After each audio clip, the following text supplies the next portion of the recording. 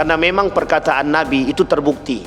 30 tahun setelah kepemimpinanku, kata Nabi, akan muncul kepemimpinan yang zalim, diktator, yang angkuh, yang menganggap diri dia lebih. Dan di hadapan mata kita, kita tengok sendiri, Pak. Kita menyaksikan dalam kehidupan kita hari ini. Kurang sombong apa dia? Israel itu. Kurang sombong apa Donald itu? Itulah Fir'aunnya masa kini. Netanyahu,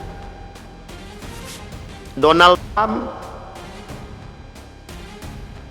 Bashar Assad, itu Fir'aunnya masa kini. Kenapa kita katakan Fir'aunnya masa kini? Manusia yang penuh dengan kesombongan dan keangkuhan, congkak. Apakah mereka percaya Tuhan? Tak. Kenapa mereka lebih merasa diri mereka lebih tinggi? Karena mereka tak punya Tuhan. Kenapa kok bisa begitu? Karena tempat ibadah yang mereka punya, mereka yang biayai. Mereka yang biayai. Jadi apa kata dia lah? Apa kata dia? Ini kejadian, Pak. Assalamualaikum warahmatullahi wabarakatuh.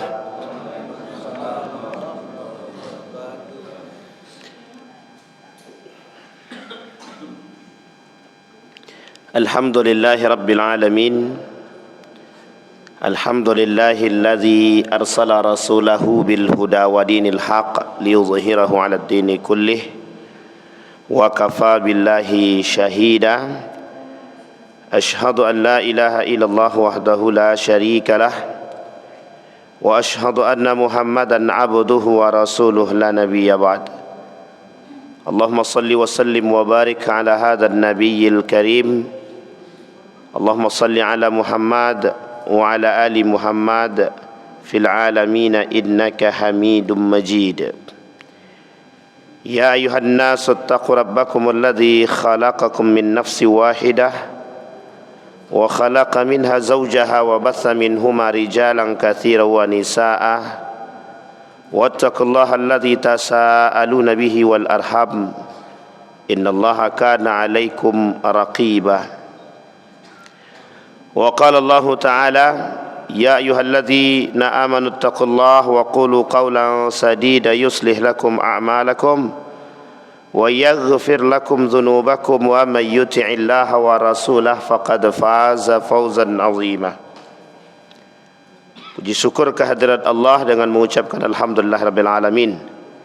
Bersalawat kepada Nabi dengan mengucapkan Allahumma salli ala Muhammad wa ala ali Muhammad fil alamin innaka Hamidum Majid. Bapak Ibu sekalian yang berbahagia, mudah-mudahan di subuh hari ini Allah limpahkan rahmat dan karunia-Nya kepada kita semua. Allah berkahi, Allah sehatkan, Allah kuatkan kita semua. Allah jadikan rumah tangga yang sakinah mawaddah warahmah. Allah sehatkan, Allah kuatkan, insyaallah husnul khatimah. Untuk orang tua kita yang telah mendahului kita, Allah tempatkan di tempat terbaik di sisinya. Allah terima amal ibadahnya. Allah sehatkan, Allah kumpulkan bersama orang-orang yang saleh. Untuk orang tua kita yang masih hidup, Allah sehatkan, Allah kuatkan, Allah luaskan rezeki, Allah jadikan husnul khatimah insyaallah.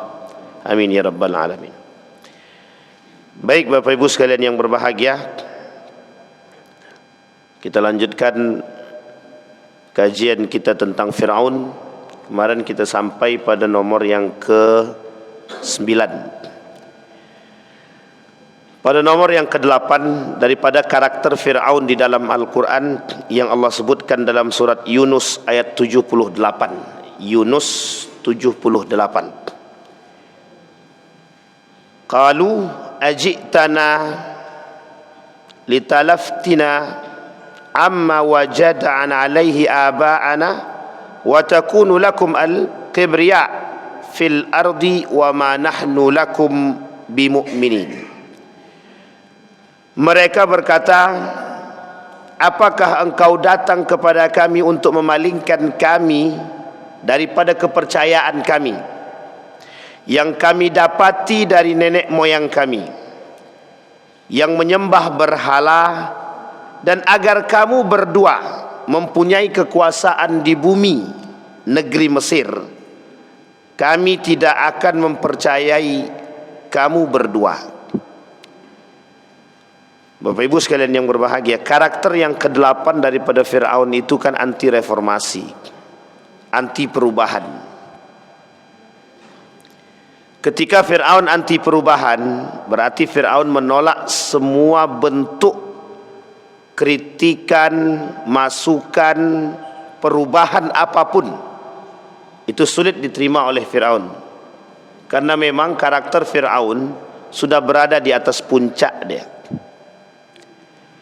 Maka Allah abadikan perkataan ini di dalam Al-Quran ketika Nabi Musa dan Harun datang sebagai reformis yang membawa alur perubahan untuk Mesir ketika itu. Sampai Fir'aun mengatakan kepada masyarakatnya, jangan kalian ada yang percaya kepada Musa dan Harun. Sesungguhnya mereka berdua ini adalah penipu, sahirani. Mereka berdua ini adalah tukang sihir. Ya, apa yang mereka lakukan ini tujuannya untuk mengambil kekuasaan dari diriku, biar mereka berdua ini kelak menggantikan posisiku sebagai seorang pemimpin di Mesir ini. Ini catatan penting pada masanya, pada masa dahulu, bagaimana Mesir menjadi kota atau negara, satu-satunya negara pada masanya yang memang berkuasa dengan karakter kepemimpinan yang sangat otoriter dan diktator. Lebih tepatnya Fir'aun.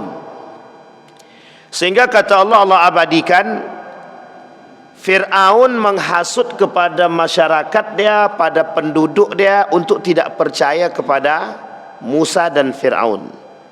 Kata Fir'aun melalui Haman, penasehat, melalui Haman sekretaris daripada Fir'aun, sekretaris handal dia kata sama Haman, sampaikan kepada masyarakat, hasut masyarakat.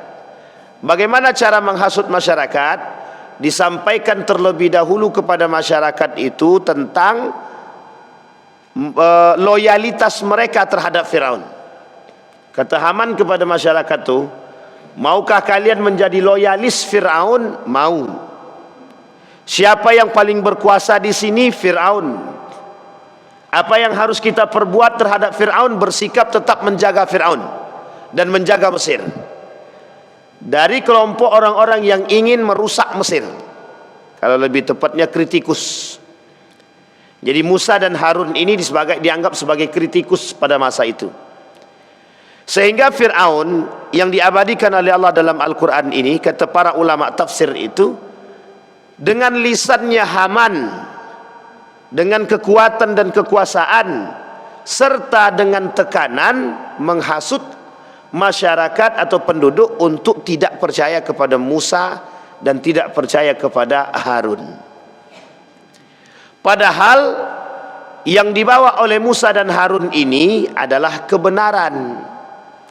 Sehingga kalau kita lihat dalam tafsirnya Wahbah Zuhaili itu, bagaimana kalimat yang disampaikan bentuk kesombongan, bentuk tipu daya, manipulasi yang dilakukan oleh Fir'aun dalam bentuk tekanan serta hasutan, kemudian menyampaikan bentuk bantuan yang pernah diberikan oleh Fir'aun kepada mereka, sehingga sulit bagi penduduk ketika itu untuk berpaling daripada Musa dan Harun.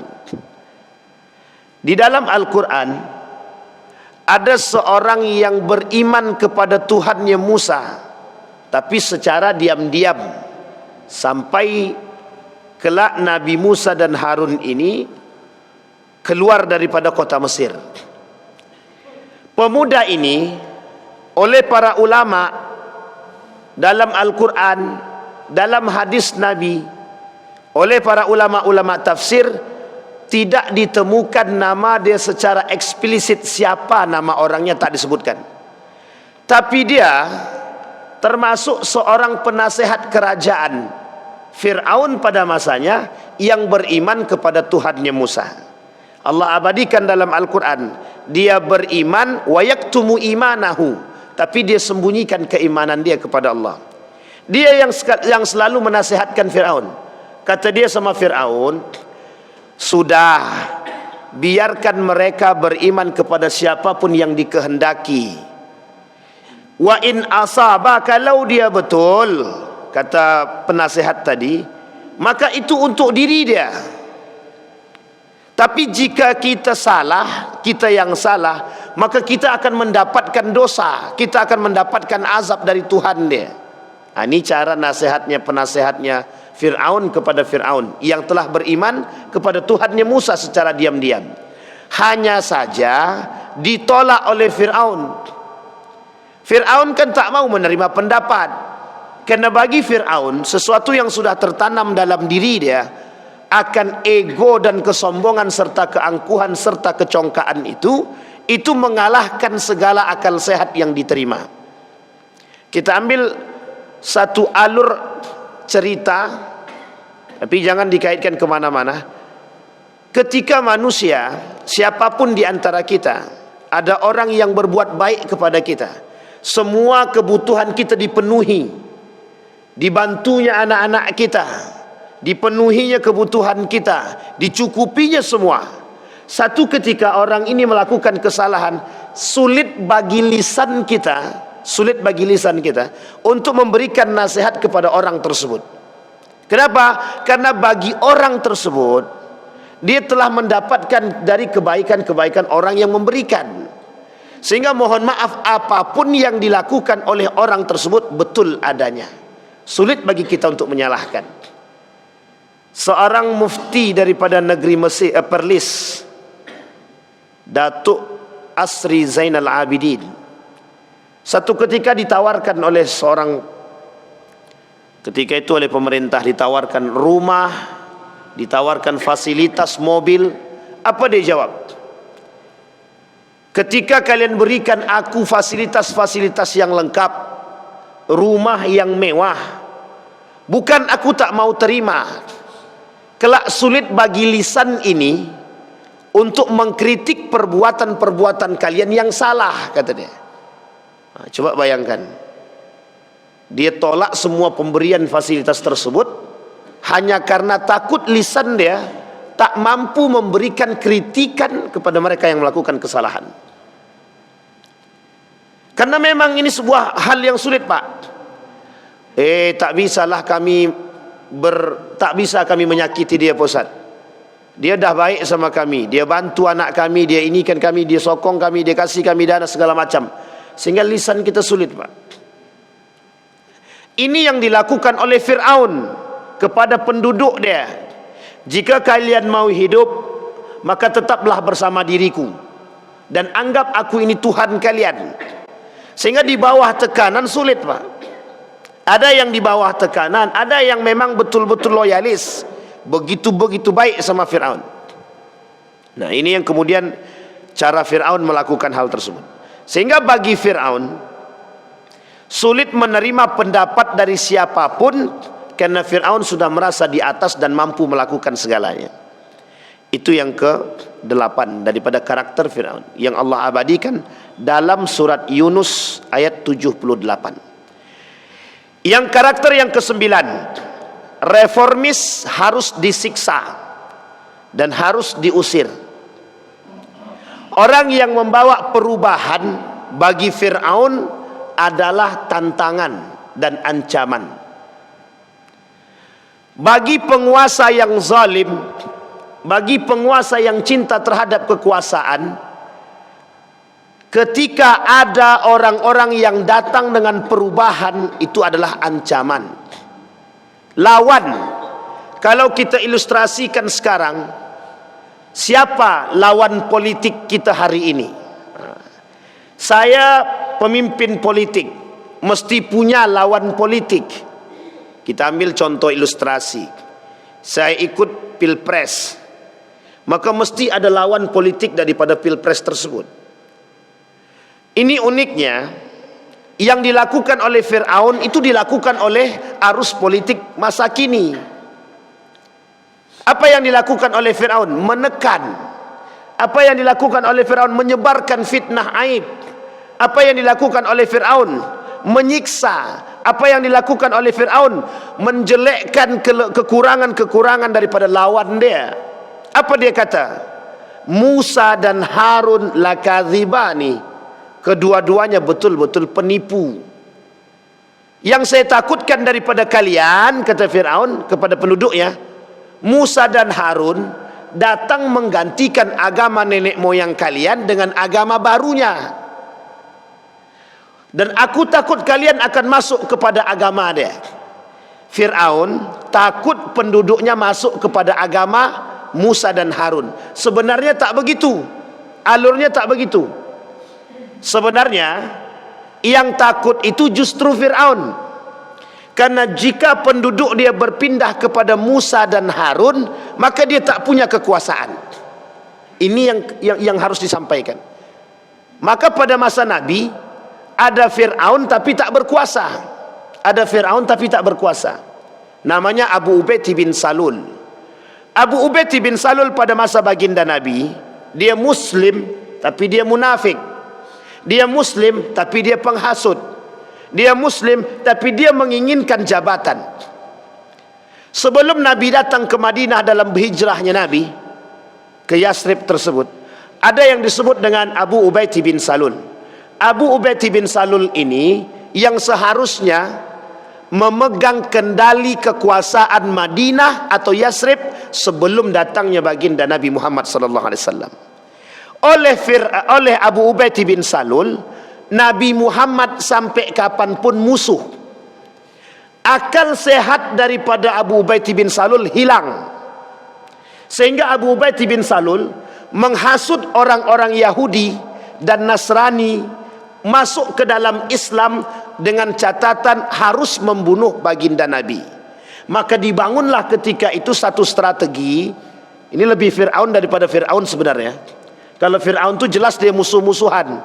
Tapi Abu Ubaid bin Salul tidak. Dia hasut kawan-kawan dia dari kalangan Yahudi dan Nasrani yang sudah masuk ke dalam Islam untuk kemudian berbalik arah kepada Muhammad. Mereka bangun satu masjid yang disebut dengan Masjid Dirar. Masjid ini bertujuan untuk membunuh baginda Nabi Muhammad, yang kelak ketika pulang dari perang Tabuk diminta untuk meresmikan masjid tersebut. Di dalam masjid itu baru dibunuh baginda Nabi. Tapi Allah kasih ilham, wahyu kepada baginda Nabi untuk menghancurkan Masjid Dirar sebelum Nabi masuk ke dalam masjid tersebut. Ini karakter apa asal muasal yang dimiliki oleh Abu Ubaid bin Salul. Abu Ubaid bin Salul menginginkan kekuasaan. Nabi datang menjadi kepala negara. Awal mula Nabi diangkat menjadi kepala negara bukan di Mekah, bukan. Nabi diangkat menjadi kepala negara ketika berada di Madinah dalam bentuk masyarakat madani. Nabi menginginkan perdamaian dan perubahan. Nabi ingin Yasrib ini menjadi kota contoh di seluruh dunia. Sampai hari ini masyarakat madani, gelar masyarakat madani itu tetap dipegang oleh masyarakat Madinah. Maka Bapak Ibu melihat karakter Madinah itu sangat jauh berbeda dengan karakter Mekah dan karakter-karakter tempat yang lain. Apa perbedaannya? Lembutnya, berakhlaknya, beradabnya, mulianya, ketaatannya. Nabi bangun di situ dengan kelembutan. Oleh Abu Ubaid bin Salul itulah ancaman dia. Karena kursi jabatan itu tak diadai. Sehingga Abu Ubaid bin Salul ini sampai akhir hayat dia menjadi manusia munafik, tapi berada masih dalam lisan dia masih berislam. Ini unik Abu Ubaid bin Salul ini unik. Dalam kondisi kemunafikan dia tetap berislam itu. Nah, ini yang uniknya di situ. Sehingga kalau kita katakan Fir'aun pada masanya, sebenarnya sikap Fir'aunnya sudah ada pada Abu Ubaid bin Salul. Dia tak mau jabatan itu diambil alih, sehingga dia hasut. Sampai akhirnya Abu Ubaid bin Salul ini diusir. Bukan diusir sebenarnya, ketika ingin dibunuh dia lari keluar daripada kota Madinah. Ada yang mengatakan sampai ke Persia, ada yang mengatakan keluar daripada Madinah, ada yang mengatakan di perbatasan Madinah Mekah, ada yang mengatakan pokoknya jauh Pak. sehingga mati dalam keadaan keterasingan, meninggal dalam keadaan keterasingan. Nah, Fir'aun itu menyiksa Nabi Musa. Fir'aun menyiksa Nabi Musa. Kita rujuk kepada sejarahnya Yazid bin Muawiyah. Yazid bin Muawiyah, kita tidak mencela, tapi kita merujuk kepada sejarah. Yazid bin Muawiyah disebut Fir'aun pada masanya. Kenapa ya disebut Fir'aun pada masanya? Dari tangan Yazid bin Muawiyah, dari tangannya Yazid bin Muawiyah, itu sejarah pertama tabi'in memporak-porandakan dua kota suci sekaligus. Satu Madinah, yang kedua Makkatul Mukarramah. Pada masa Yazid bin Muawiyah lah kefasikan itu merajalela. Pada masa Yazid bin Muawiyah lah nepotisme pertama terjadi. Pada masa Yazid bin Muawiyah lah monarki ditegakkan pertama sekali dalam kerajaan Islam. Pada masa Yazid bin Muawiyah lah kekacauan itu terjadi. Pada masa Yazid ibn Muawiyah lah pengkhianatan itu terjadi.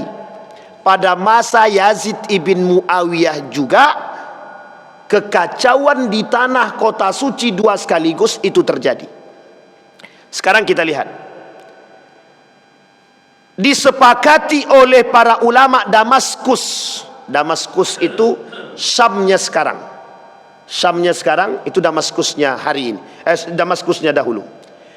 Disepakati oleh ulama Damaskus ketika itu akan kefasikan Yazid bin Muawiyah oleh Al-Husain, yang kemudian dilatar belakangi oleh keinginan kelompok yang berada di Kufah, Babilonia, Irak sekarang untuk melakukan perubahan terhadap sistem atau kembalinya kepada khalifah atau khilafah pada masa Rasulullah sallallahu alaihi wasallam. Oleh Yazid bin Muawiyah, semua penduduk yang tidak mau berbaiat kepadaku bunuh. Ini lebih Fir'aun juga. Yang tak mau berbaiat kepadaku, kata Yazid bin Muawiyah, bunuh.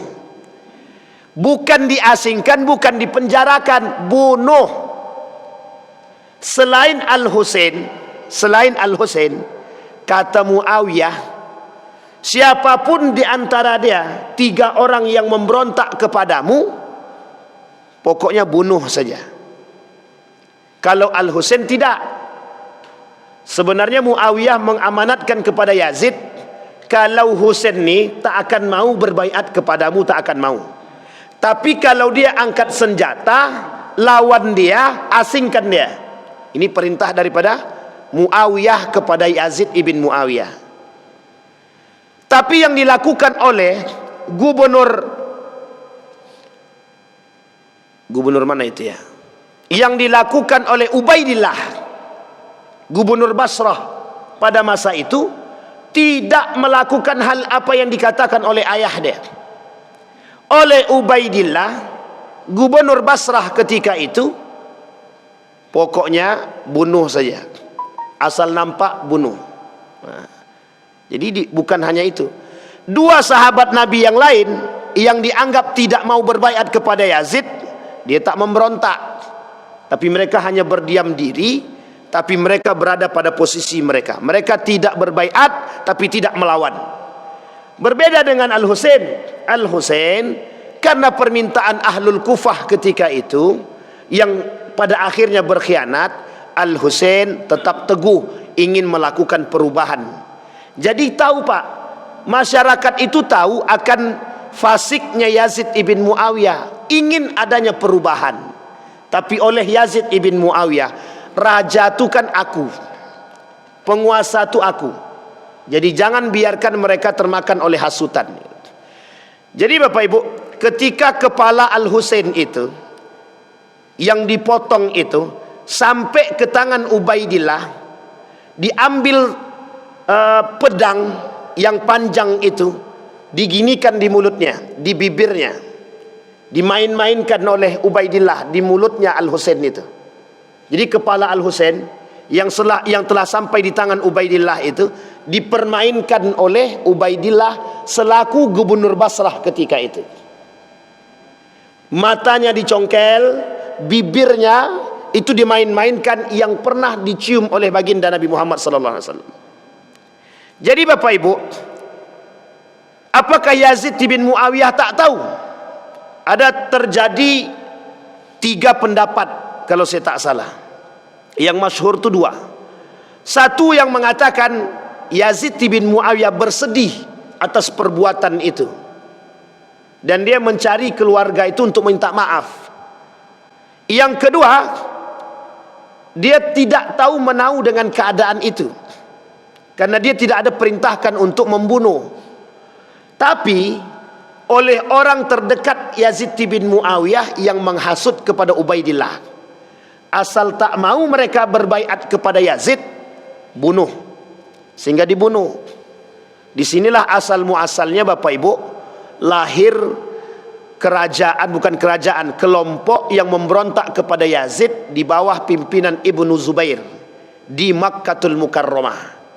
Di Mekah itu ada namanya sahabat Nabi yang bernama Ibnu Zubair. Ibnu Zubair inilah yang kelak akan membalas dendam daripada kekacauan yang dilakukan oleh Yazid bin Muawiyah. Dalam sejarah terjadi 2 pandangan. Satu, pandangan pertama dianggap Ibnu Zubair ini pemberontak. Yang kedua, pandangan kedua, yang benar itu adalah Yazid bin Muawiyah. Ini terjadi dalam sejarah itu, oleh para ulama sejarah, ini menjadi satu ikhtilaf. Tapi Bapak Ibu, kalau kita baca referensi lebih dalam, itu kesepakatan para ulama lebih banyak kepada nomor 1, kepada yang kedua, Ibnu Zubair adalah perbuatan yang sah dan benar ketika memberontak kepada kepemimpinan yang salah, zalim. Jadi Mekah Madinah hancur ketika itu. Hancur pertama di Madinah, Muslim ibn Uqbah yang menghancurkan penduduk Madinah karena tidak mau berbaiat kepada Yazid bin Muawiyah. Kehancuran kedua di Makkatul Mukarramah, belum terjadi kehancuran yang begitu meluas. Ibnu Zubair dengan para tentaranya, dengan para relawan-relawan yang tak setuju dengan perbuatan Yazid bin Muawiyah membombardir, Pak. Tak sampai 2 tahun kepemimpinan Yazid bin Muawiyah. Nah, jadi Bapak Ibu, pada masa itu sudah pernah terjadi karakter-karakter Fir'aun itu yang tidak mau adanya perubahan, itu sudah terjadi pada masa itu. Dan itu pada masa ketika perubahan dari Muawiyah sahabat Nabi menuju masa transisi kepada tabi'in. Dan orang soleh banyak pada masa itu, banyak. Sahabat Nabi yang masih hidup banyak.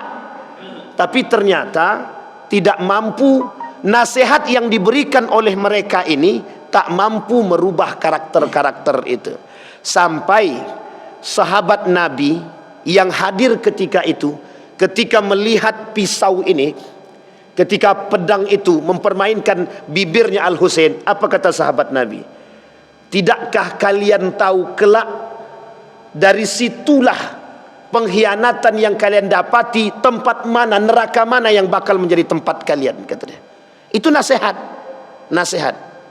Maka kelak tidak hanya Ibnu Zubair, ada lagi sahabat Nabi yang juga memberontak tapi dibunuh juga. Jadi banyak sahabat Nabi yang dibunuh pada masa itu. Dan uniknya, mereka tahu kalau sahabat-sahabat itu sahabat Nabi dan sudah mendapatkan jaminan surga, tapi tetap meninggal kan, tetap dibunuh.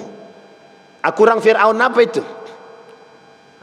Kalau Fir'aun ini jelas kafir dia kan, ini muslim dia. Jadi yang lebih berbahaya itu sebenarnya yang di dalam kita memang. Kalau di luar kita nih kadang tahu kita, nampak kita musuh kita tuh. Tapi kalau dalam kita nih kadang-kadang nusuk dari belakang itu. Mending kalau nusuk dari belakang, lebih daripada itu yang dia buat kepada kita. Sampai Fir'aun katakan begini, pokoknya Haman, asal nampak aja ada perubahan, siapapun rakyat yang mengikuti Musa bunuh, siapapun rakyat yang mengikuti Musa siksa. Umar bin Khattab sebelum masuk ke dalam Islam, ada budak perempuan dia. yang ketahuan masuk ke dalam Islam. Itu disiksa sama Umar bin Khattab. Disiksa sama Umar bin Khattab. Tapi kata Umar bin Khattab, capek aku siksa kau dah. Udah berkali-kali dah disiksa. Akhirnya dibebaskan oleh Umar bin Khattab karena capek. Tapi yang berbahaya bukan Umar bin Khattab, lebih tepatnya Abu Jahal dan Abu Lahab, yang setiap hari melakukan penyiksaan kepada orang yang yang mengikuti ajaran Muhammad. Itu disiksa habis-habisan. Inilah alasan yang pertama mengapa Nabi harus berhijrah. Yang pertama, Nabi harus berhijrah ini demi keselamatan para pengikut Nabi, demi keselamatan Nabi itu sendiri. Bukan berarti Allah tidak kuasa atas Nabi, bukan. Tapi ada poin yang lain yang dibangun. Salah satu diantaranya adalah kekuatan. Jadi Nabi harus membangun kekuatan jika ingin melawan kembali atau merebut kembali kota Mekah tersebut dan mensterilkannya dari orang-orang yang kafir Quraisy. Sampai di sini bisa dipahami Bapak Ibu ya. Nah, kembali kepada poin tadi. Pokoknya siapapun harus disiksa. Siapapun. Qala a'antum lahu qabla an adzana lakum. Kata dia begini, udahlah kalian beriman saja kepadaku sebelum aku menyiksa kalian. Kata Fir'aun. Itu diabadikan oleh Allah. Kalau kalian tak beriman kepadaku, maka kalian aku siksa. Nah, ini sebenarnya sifat-sifat seperti ini sudah nampak. Otoriter, diktator. Kalau kalian tak mau, kalau ini kan pendukung-pendukungnya orang sebelah, jangan kasih tempat, jangan kasih tempat. Pokoknya kita sterilkan. Kita sterilkan nih masjid, pengurusnya orang kita semua. Tidak boleh dari orang-orang sebelah lawan kita. Nah, itu Pak, itu karakter-karakter Firaun tuh kalau kayak gitu itu. Karakter-karakter Firaun itu. Bapak Ibu boleh tengok itu. Nah, sekarang tengoklah. Semua begitu sekarang. Siapapun presidennya naik, lain ganti. Siapapun naik gubernurnya, lain ganti. Sampai urusan masjid pun ganti. Nah, coba bayangkan. Itu kurang Firaun apa sebenarnya itu? Firaun sebenarnya itu, karakter Firaun itu. Alasannya nanti mereka memberontak kepada kami. Bukan persoalan memberontak, Anda tak berani bergaul. Karena Anda takut kekuasaan Anda direbut orang. Itu saja. Kalau tidak takut akan kekuasaan direbut, dia pasti bisa merangkul. Ini bukan merangkul, memang betul dipisahkan. Sekarang yang naik nih, anggaplah jadi gubernurnya A gitu. Nah, nanti siapa yang pengikut dia, yang dulu memilih dia, yang memilih dia inilah kursi-kursi untuk mereka. Sementara yang orang-orang sebelah nih, yang pengikut orang-orang yang sebelumnya membela yang sebelah, asingkan semua, nonjobkan semua. Jadi untuk menduduki posisi tersebut itu tak lagi kapasitas, tapi lebih tepatnya simpatisan, loyalis. Ia kalau loyalis itu sesuai dengan kapasitas dia. Kalau tak sesuai kapasitasnya, itulah kerusakan yang nyata yang sekarang kita terima. Idza wussidal amru ila ghairi ahli fantazir as-sa'ah. Ketika kursi, tempat, keahlian tidak diberikan kepada mereka yang berhak, maka hancurlah, tinggal tunggu kehancurannya. Nah, ini Bapak Ibu yang terjadi. Maka sebenarnya karakter-karakter Fir'aun ini itu sudah nampak di tengah umat muslim hari ini. Memang mereka tidak Fir'aun total gitu. Cuman mereka mungkin bisa jadi lebih Fir'aun daripada Fir'aun, atau mungkin mengikuti sama dengan Fir'aun, atau mungkin baru sekedar mengikuti karakter Fir'aun. Bapak Ibu sekalian yang berbahagia, diktator itu penting pada saatnya. Otoriter itu penting pada saatnya. Orang yang dewasa, pemimpin yang dewasa, yang bisa menempatkan otoritasi, kemudian diktator dia pada tempat tertentu. Ada masanya Pak, ada masanya. Ketika satu kebijakan yang dianggap itu tepat dan ada bawahan yang memberontak, kita tinggal sampaikan, yang pemimpin itu Anda atau saya. Itu penting Pak. Karena ada kebijakan yang oleh seorang pemimpin itu bisa hanya dengan catatan dalam kemaslahatan. Di luar maslahat tak bisa. Di luar maslahat itu tak bisa. Nah, ini poin penting untuk kita. Itu yang ke-9. Sekarang yang ke-10, memperbudak manusia. Karakter Fir'aun memperbudak manusia. Faqalu anu'minu li basyaratina mislina wa qaumuhuma lana abidun. Apa kata Allah dalam surat Al-Mu'minun 47? Al-Mu'minun 47. Maka mereka berkata, apakah pantas kita percaya kepada dua orang? Yang disebut dua orang di sini Musa dan Harun. Padahal kaum mereka Bani Israel adalah orang-orang yang menghambakan diri kepada kita. Karena memang mau tak mau, pada masa itu Bani Israel takut dan dijarah karena tekanan kuat daripada Fir'aun. Sehingga kata Fir'aun, siapapun yang melawan bunuh. Nah, sehingga di sini Bapak Ibu, Bani Israel itu setelah Fir'aun itu bermimpi, setelah Fir'aun itu dalam mimpi dia mendapatkan bahwa semuanya kebakaran kecuali satu rumah yang tak terbakar dalam mimpi dia. Ternyata rumah itu dalam mimpi dia adalah rumahnya Bani Israel. Semenjak saat itu Fir'aun memperbudak semua orang-orang Bani Israel. Diperbudak, termasuk keluarga-keluarga Nabi Musa itu diperbudak oleh Fir'aun. Sehingga Fir'aun ini sangat Fir'aun lah pada masa itu. Pokoknya semua Bani Israel disuruh kerja rodi. Setelah kerja rodi, harusnya untuk dia sekian diambil Fir'aun, tak usah dikasih. Yang penting dia bisa makan, habis itu kerja selesai, teruskan. Tidak perlu ada untung-untung rugi, tak ada. Nah, ini pula Fir'aun ini. Maka Bapak Ibu, seorang pemimpin kalau ada yang kayak gitu itu Fir'aun betul itu. Dia pemimpin-pemimpin atau orang-orang yang mohon maaf ya memperbudak manusia di sini bisa jadi begini Bapak Ibu. Ini tapi jangan tersinggung ya Bapak Ibu ya. Ini pernah terjadi oleh Nabi dalam hadisnya begini. Kata Nabi, ada 3 golongan yang menjadi musuhnya Allah di hari kiamat. 3 golongan yang menjadi musuhnya Allah. Salah satu di antaranya rajulun istajara ajiran falam yastawfa falam yuaddi ajrahu fa akhadha samanahu. Ada seorang yang punya toko mempekerjakan orang, tapi orang yang dipekerjakan itu tak dibayar gajinya, atau gajinya dikasih secara tidak manusiawi. Nah, itu sama dengan memperbudak manusia. Kerja 1 bulan, dari pagi jam 7 sampai sore jam 5, gajinya 500.000. Itu bukan memperbudak lagi, itu menyiksa. Sama tuh Pak. Itu beda tipis dengan kerja rodi itu. Kerja dari jam 8 sampai jam 5 sore, gaji 500.000. Tempatnya jauh pula lagi. Sekarang pertanyaannya, itu memperbudak atau bukan?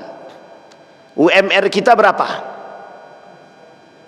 3,3 juta 600. 500.000, 600 tak sampai. Sekarang itu berapa persen? 500.000 itu berapa persen dari 3 juta 600? Makanya Bapak Ibu, sebenarnya mohon maaf ya Bapak Ibu, yang kayak gitu-gitu itu tuh lebih parah daripada Fir'aun itu. Sangat tidak manusiawi. Maka kalau ada perusahaan-perusahaan yang begitu itu perlu ditinjau, dikasih sanksi. Tapi uniknya di Pekanbaru ini dulu ada tenaga honorer gajinya cuma 800.000. Masuk dari jam 8 sampai jam 3. Gaji 800.000 tenaga honor. Ini parah nih Bapak Ibu, parah sangat. Tidak ada manusia-manusianya begitu. Anak 3, dah Bapak Ibu ya, anak 3, istri 1, gaji 600.000. Pertanyaannya, 600.000 itu untuk beli apa? Nah, Bapak Ibu pandai kalikanlah sendiri itu. Jadi Bapak Ibu, siapapun yang mempekerjakan orang, manusiakan manusia, manusiakan manusia. Jadi karakter Fir'aun ini sedang banyak sekarang nih Pak, sedang banyak memanfaatkan memanfaatkan keahlian orang tapi membayar dengan sesuka hati. Menggaji orang itu dengan sesuka hati.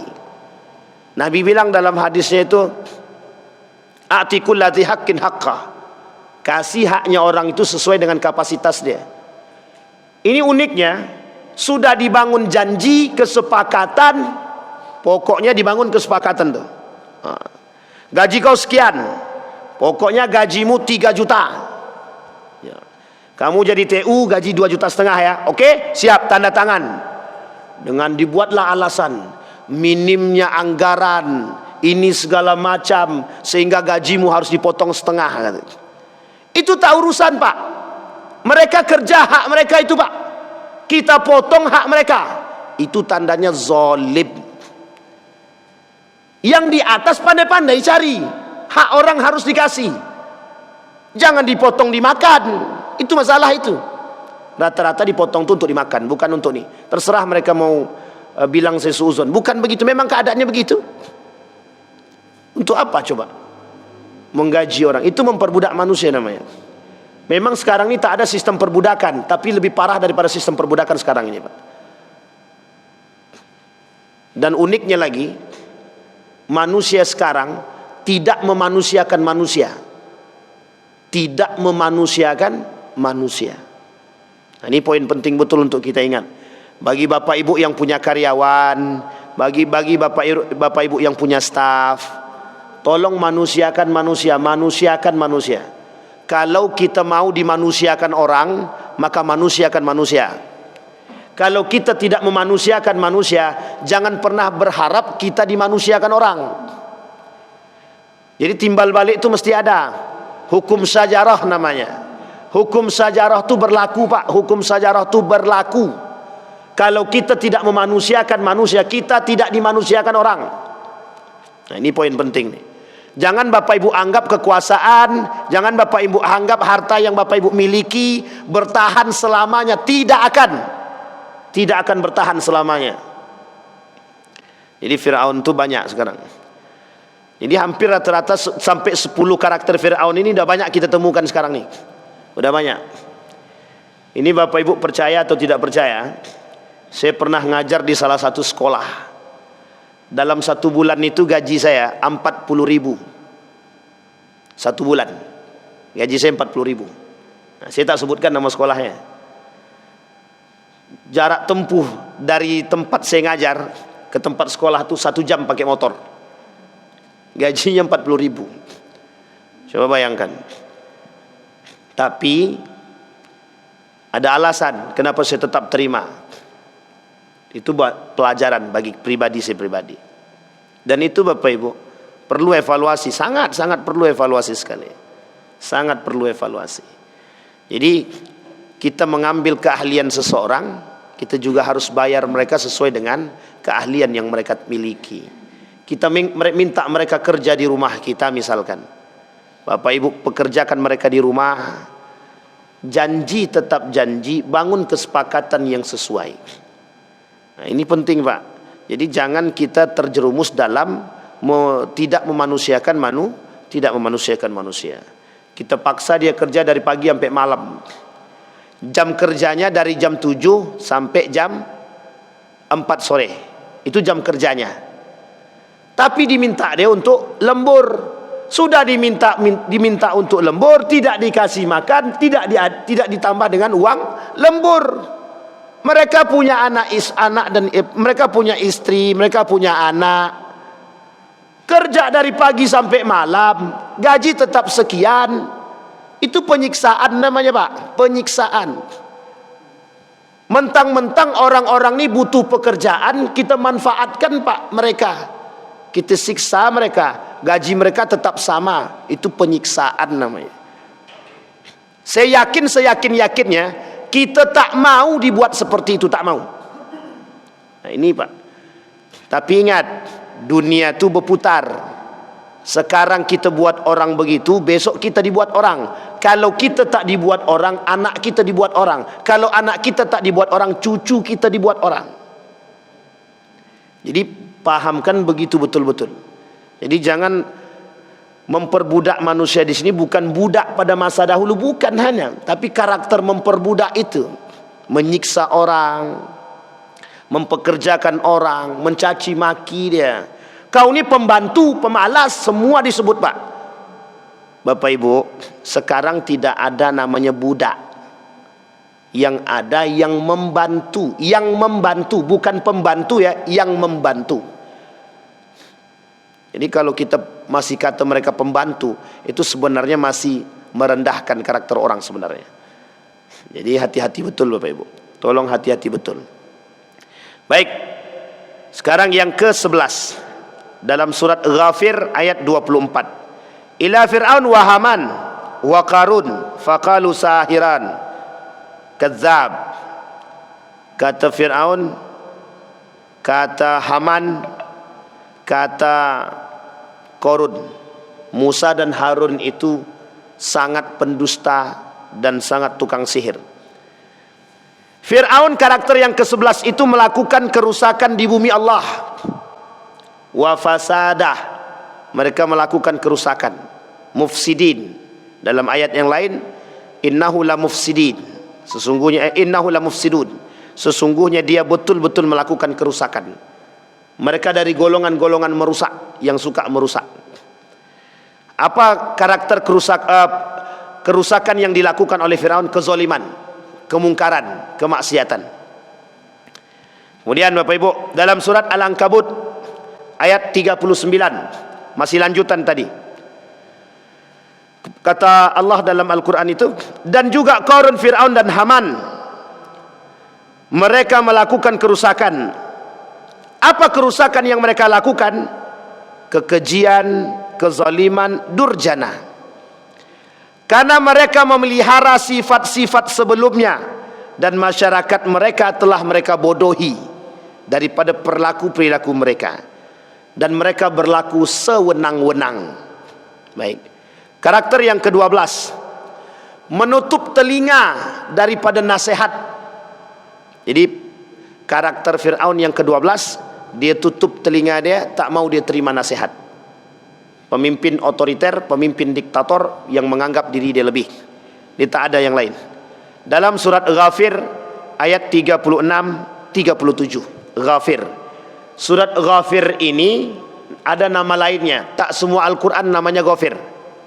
Surat Ghafir ini di dalam Al-Quran yang lain nama suratnya Al-Mu'min. Dia ada Al-Mu'minun, ada Al-Mu'min. Nah ini berbeda ini. Ada dua surat ya. Al-Mu'minun dan Al-Mu'min. Yang Al-Mu'min ini itu nama lainnya Ghafir. Jadi nanti sulit itu Pak. Kalau Al-Quran zaman dulu cetakan Indonesia nih, itu Al-Mu'min pakainya. Cetakan Madinah pakainya Ghafir. Pakainya Ghafir. Karena ada perubahan itu. Nama lain. Sama halnya dengan surat Taubah. Surat Taubah. Sama halnya dengan surat Al-Ikhlas dan beberapa surat-surat yang lain. Dia beberapa surat yang lain itu dalam ilmu Al-Quran memiliki makna yang ada yang ada yang punya nama yang lebih daripada 3, ada yang lebih daripada 4, banyak, tergantung suratnya. Menutupi telinga daripada nasihat. Yang tadi kita katakan, ada seorang penasihatnya itu dia tak mau dengar penasihatnya. Mengalihkan isu. Yang ke-13, mengalihkan isu. Nah, jadi kalau Bapak Ibu bilang Fir'aun itu tidak ahli, Fir'aun itu ahli pada masanya. Medianya Fir'aun itu lebih canggih daripada masa sekarang. Sekarang media manipulasi kan begini. Kalau Fir'aun tidak, dia punya media sendiri. Medianya Fir'aun itu sebenarnya ditulis dia di kertas, di kulit itu, dibacakan. Ini medianya Pak. Kemudian ditempel di mana-mana dalam bentuk pengumuman. Nah, pokoknya ketika pengumuman itu ditempelkan harus dibarengi dengan siksaan atau ancaman. Jadi yang tak mau patuh terhadap pengumuman ini diancam dia, dibunuh, dijarah, dibakar, diasingkan, diusir. Jadi orang tak mau. Sampai Fir'aun bilang begini sama Haman itu. Ketika dia bicara kepada Haman di hadapan masyarakat, dia bilang begini, Haman, coba bangunkan bangunan yang tinggi, kita tengok Tuhannya Musa itu. Wah, saking sombongnya dia merasa diri dia paling mampu dan pandai berkuasa tadi. Haman, tolong bangunkan bangunan yang tinggi sampai ke langit, biar aku lihat mana Tuhannya Musa itu.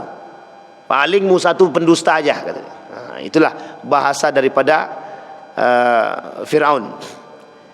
Fir'aun suka memutarbalikkan fakta. Pertanyaannya, apakah Fir'aun tahu kebenaran? Tahu. Apakah Fir'aun tahu apakah yang dibawa oleh Musa dan Harun ini benar? Tahu, Pak. Tahu. Tapi karena cintanya Fir'aun terhadap jabatan dan kekuasaan tadi, dia takut ada yang akan ada orang yang menggantikan itu. Tertutupilah gengsi dia tadi, tertutupilah diri dia tadi, kebenaran tadi oleh kesombongan dan keangkuhan. Sehingga Fir'aun tidak mau dia menerima apapun, takut kalau akan diganti. Sehingga Fir'aun, Bapak Ibu, melakukan berbagai macam cara. Satu di antaranya, Fir'aun itu berkawan dengan syaitan, berkawan dengan iblis. Setan, iblis itu kawannya Fir'aun. Sehingga oleh Fir'aun begini, pada masa Fir'aun itu tingkat mistis itu tinggi. Tingkat mistis itu tinggi. Nah, kalau sekarang ada pemimpin-pemimpin, orang-orang yang takut kekuasaan dia tersingkirkan menggunakan setan-setan jin antu belau, berarti dia beda tipis dengan Fir'aun. Jadi Bapak Ibu, ini cerita ya, cerita nyata. Ada seorang kepala sekolah, ternyata disantet. Tahu disantet, Bapak Ibu? Disantet, dibawa ke rumah sakit 2 bulan, Pak. 2 bulan sakit. Oleh dokter tak tahu penyakitnya apa. Orang ini sehat aja, Pak, nih sehat tapi kok terbaring di atas kasur tuh gimana? Pokoknya sehat lah, kata dokter. Tidak terdeteksi penyakit tuh. Rupanya, singkat cerita, usut punya usut. Ibu ini kepala sekolah. Setelah usut punya usut, jadi ada yang mengirim penyakit sama dia. Nah, jadi karena kepala sekolah, jabatan kepala sekolah tadi diambil oleh ibu nih, nah, jadi ada orang yang tak suka, maka disakitlah dia, dikirimlah penyakit melalui santet tadi. Itu kan Fir'aun juga itu. Fir'aun juga begitu, Pak. Jadi Fir'aun itu kerjasama dengan tukang sihir dia, dengan dukun dan tukang sihir untuk memanipulasi rakyat dia itu. Kau kira kau aja bisa begitu, kata dia. Nah, dibuatnya, Pak. Datang Fir'aun, panggil semua tukang sihir, kata dia. Wah. Jadi masa Fir'aun dah begitu memang. Tapi uniknya, itu Fir'aun tukang sihir aja. Sekarang lebih daripada tukang sihir. Sampai-sampai main santet itu. Jadi unik memang manusia zaman sekarang nih. Unik sangat. Takut hilang kekuasaan, mempertahankan dia dengan bermain dengan jin. Pokoknya aku tidak mau tahu. Karena dia telah mengambil kursi aku, pokoknya terserah, kirim aja santet biar sampai mati dia. Jadi kalau udah mati dia kan aku naik lagi, gitu deh. Na'udzubillah summa na'udzubillah. Bapak Ibu, itu realita kehidupan kita terhadap orang-orang yang cinta akan jabatan dan kekuasaan. Jadi Fir'aun ini punya dukun, punya sihir. Tukang sihir dia punya, dukun dia punya, untuk mengelabui. Sehingga cerita Fir'aun mendatangkan tukang sihir itu kan masyhur, untuk mengalahkan tongkatnya Musa. Sebenarnya Bapak Ibu, bukan hanya persoalan tongkatnya Musa saja. Jadi Fir'aun itu sudah panggil itu tukang dukun itu untuk mensihir Musa, itu bukan hanya sekedar pada soal tongkat saja, bukan. Tapi karena Musa punya Allah, dan Allah yang menyelamatkan Musa daripada semua bentuk sihir. Apakah terjadi pada masa Nabi Musa saja? Tak. Terjadi pada masa Nabi Muhammad. Nabi Muhammad itu pada masa Nabi, tukang sihirnya banyak.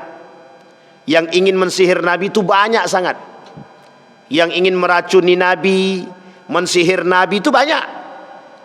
Cuma karena Allah turunkan, kata Allah, pakai 3 kul, bacakan, tiup ke tangan, eluskan ke badan sebelum tidur. Anti sihir namanya. Nah, jadi Bapak Ibu kalau tak mau disihir orang begitu. Tapi pertanyaannya, siapa yang mau sihir Bapak Ibu? Kan begitu. Siapa yang mau sihir kita? Penguasa tidak, kaya tidak, pejabat tidak, politikus tidak. Tapi jangan salah Pak Ustaz. Sakit hati itu bukan hanya karena jabatan, kekuasaan, bukan hanya itu saja, banyak. Banyak Bapak Ibu, banyak. Nah, jadi itu. Kalau dulu Fir'aun mendatangkan jin iblis melalui dukun untuk mengamankan posisi. Kalau orang sekarang tidak, untuk mengamankan warung. Untuk mengamankan warung, jual beli. Jadi banyak orang sekarang ini lebih kreatif daripada Fir'aun. Kalau dalam urusan persetanan sangat kreatif untuk mengamankan. Ini abang ini tukang ruqyah nih, boleh tanya sama abang nih, sudah toko mana saja yang dia ruqyah gitu. Jadi banyak tuh Bapak Ibu. Ada orang zaman sekarang juga ada untuk mempertahankan ilmu dalam diri dia, bermain dengan syaitan. Pokoknya tuntut ilmu hitam, tuntut ilmu putih, tapi sama-sama main dengan jin, biar bisa pelet perempuan, biar bisa pemanis lisan, dan lain sebagainya. Itu sebenarnya yang bermain bukan kita. Ingat baik-baik Bapak Ibu, yang bermain dengan syaitan, jin, iblis, mereka minta nanti mati kita, diturun temurunlah generasinya tuh. Siap-siaplah generasi Bapak Ibu itu. Nanti dimintanya tuh siapa nanti yang bakal menggantikan dia ya. Itu mintanya Bapak Ibu. Kalau enggak kita diganggunya tuh. Jadi jangan bangun kontrak kerja dengan iblis. Jangan bangun kontrak kerja dengan jin. Itu lebih parah daripada Fir'aun. Fir'aun main dengan jin dan iblis itu cuma untuk mengamankan kursi dia saja, jabatan dia saja, dan kekuasaan. Sebelum terakhir, Fir'aun yang ke-15 mengaku diri dia Tuhan. Ini sudah kita bahas di awal. Wa qala Fir'aun, ya ayyuhal malak ma'alimtu lakum man min ilahin ghairi fa'auqid li ya Haman ala tin faj'al li sarhan la'alli atla' ila ilahi Musa wa inni la'azunnuhu minal kadhibin. Dalam surat Al-Qasas 38, Fir'aun mengaku diri dia Tuhan, puncak tertinggi daripada kesombongan. Kemudian yang terakhir dalam surat An-Nazi'at ayat 24, karakter Fir'aun yang terakhir, yang paling tinggi lagi, merendahkan Tuhan yang lain. Kalau mengaku Tuhan saja itu masih mending, tapi merendahkan Tuhan-Tuhan yang lain di bawah Tuhannya diri dia sendiri. Jadi tidak ada Tuhan selain daripada diri dia. Tuhannya Musa bukan Tuhan. Tuhannya Musa tidak sekuat Fir'aun, kata dia. Sehingga dia deklarasi di hadapan rakyat dia. Ketika kasus Musa ini, dia bilang sama Haman, kumpulkan masyarakat, mulai hari ini kalian sembah aku dan anggap aku ini Tuhannya kalian. Tidak ada Tuhan yang lebih kuat daripada diriku. Nah, disinilah deklarasinya si Fir'aun bahwa diri dia adalah Tuhan. Dan kemudian tunduklah masyarakat dia tadi sembah dalam bentuk sujud. Jadi masyarakat penduduknya Fir'aun menyembah Fir'aun, sujud kepada Fir'aun. Kenapa sujud kepada Fir'aun? Karena mereka menganggap bahwa Fir'aun ini adalah Tuhan. Apa kata dia? Kata Fir'aun yang Allah abadikan dalam Al-Quran, qala ana rabbukumul a'la. Saya ni Tuhan yang paling tinggi, kata Fir'aun. Nah, disebutkan oleh Allah dan diabadikan oleh Allah dalam Al-Quran. Gara-gara inilah Bapak Ibu, kata anak kecil, anaknya Masitoh, kata anak Masitoh, itu disampaikan Allah abadikan juga dalam Al-Quran, Allahu Rabbi wa Rabbukum. Allah itu Tuhanku, Tuhanmu. Mendengar perkataan tersebut tak terima. Itulah keluar kalimat tadi, ana rabbukumul a'la. Tidak ada lagi Tuhan yang lebih tinggi selain daripada diriku, kata dia. Disinilah pernyataannya siapa namanya? Fir'aun, yang menganggap diri dia Tuhan tertinggi itu. Sehingga keluar kalimat Allah abadikan, ana rabbukumul a'la. Itu gara-gara anaknya Masitah yang mengatakan Allahu rabbi wa rabbukum. Allah itu Tuhanku, Tuhan ibuku, dan Tuhanmu juga, kepada Fir'aun. Sehingga kata Fir'aun, masukkan dia ke dalam kuali tadi, yang panas-panas tadi, masukkan. Sehingga ke Bapak Ibu, dalam perjalanan Isra wal Mi'raj itu, Nabi mencium bau yang harum di surga itu. Kemudian disampaikan oleh Jibril, itu adalah bau harumnya Masitah. Bau harumnya siapa? Masitah. Apa bau harumnya Masitah tadi? Mempertahankan akidah di tengah pengakuan Fir'aun menjadi Tuhan. Dia mengatakan, dan bahkan dilawan, tidak ada Tuhan yang tinggi, bahwa Allah itu Tuhanku dan Tuhanmu, wahai Fir'aun. Tapi Fir'aun tak mau terima. Disitulah kemudian dua ibu dan anaknya dimasukkan ke dalam kuali, kemudian dimasak di situ. Jadi na'udzubillah summa, karakter itu ada sekarang, Pak Ustaz.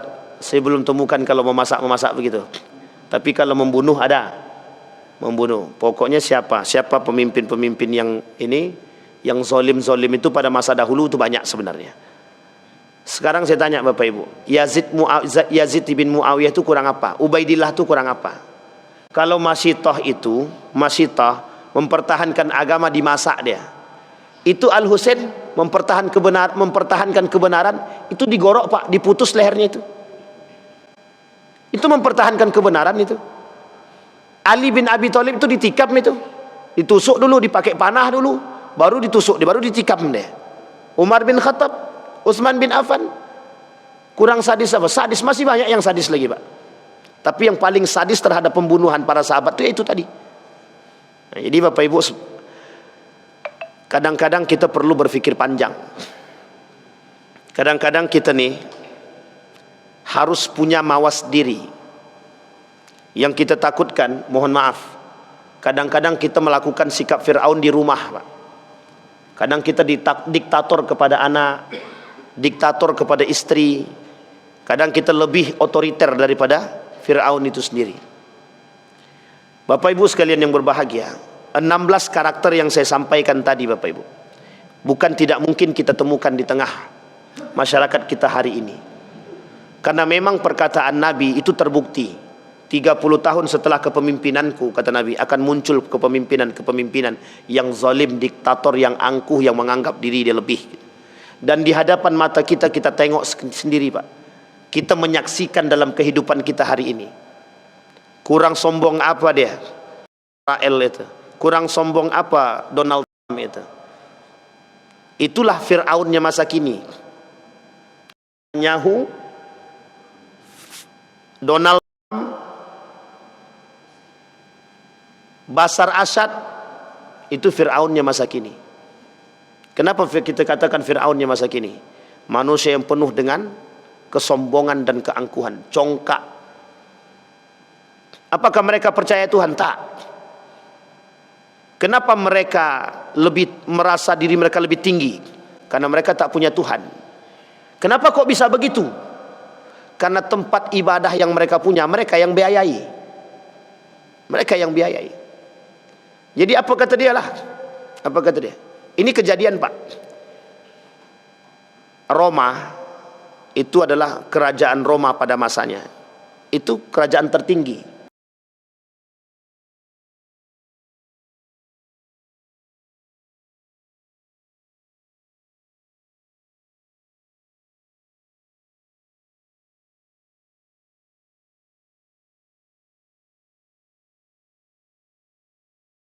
Nah, jadi Allah sebutkan dalam Al-Quran, kelak selain daripada Al-Quran pasti akan terjadi perubahan. Itu sudah Allah sebutkan dalam Al-Quran. Betul Pak, itu terjadi. Semua kitab itu selain daripada Al-Quran itu dirubah. Yang merubah siapa? Sesuai dengan kepentingan penguasa. Karena kalau tidak ikut, hancurkan tempat ibadah itu. Nah, begitulah. Islam tak bisa begitu. Al-Quran tak bisa dirubah. Makanya lahir namanya para penghafal Inna nahnu nazzalna dzikra. Kemudian wa inna lahu lahafizun. Kami ciptakan, pokoknya Al-Quran ini kami jaga dengan caranya menghadirkan para penghafal-penghafal Al-Quran.